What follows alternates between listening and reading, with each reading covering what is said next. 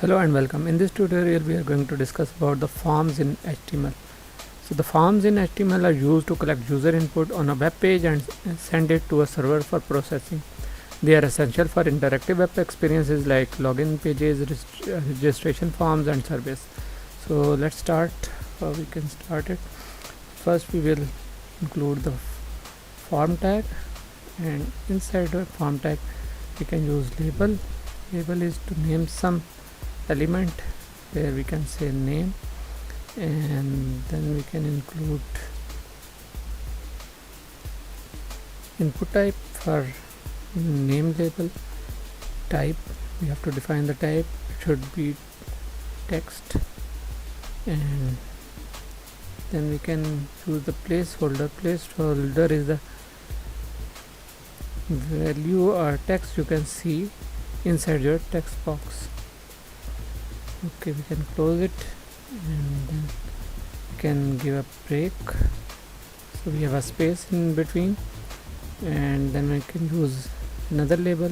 Let's say it is email.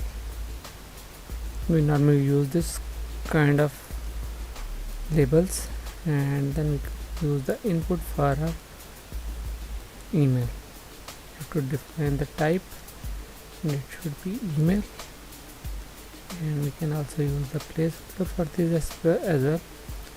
Let's say enter your email.